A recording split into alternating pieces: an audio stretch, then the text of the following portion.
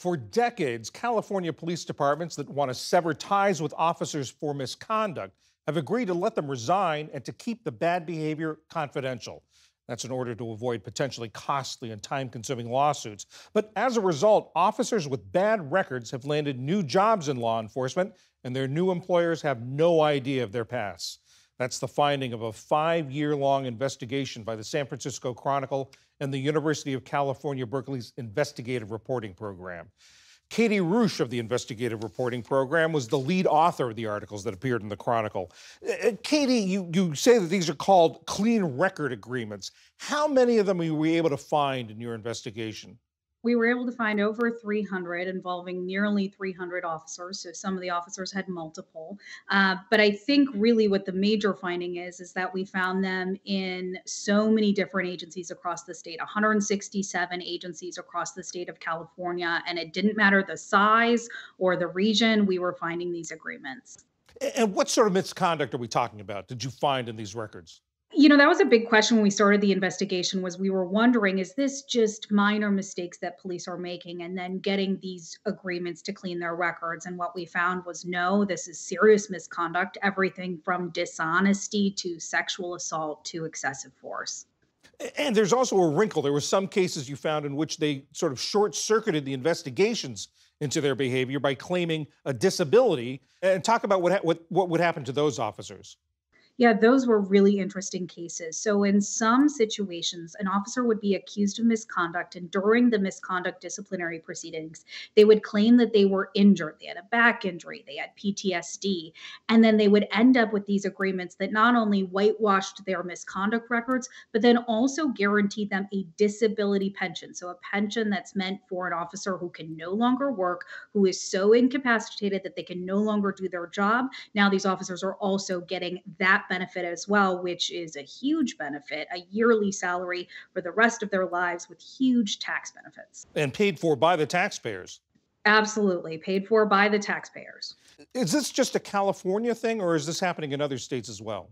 Well, our investigation focused on California. California employs the most peace officers in any state in the country. But what we found when we were looking at this, and we couldn't ignore, was that there are agreements like this in almost every state, from Texas to New York to Illinois to Idaho. We found these types of agreements. You talked to the police chiefs of not only the departments that these people left, but also the departments that they went to. What did they tell you? Was their reaction to this?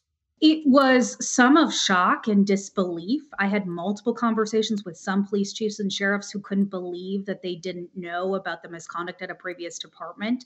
And on the other side, I talked to many police chiefs and sheriffs who just sit awake at night worrying about these agreements that they made that allowed officers who they don't think should be working in the profession to continue to carry a badge and a gun. And you also wrote that some of these police chiefs who worry about this, it wasn't their call. The decision was taken out of their hands.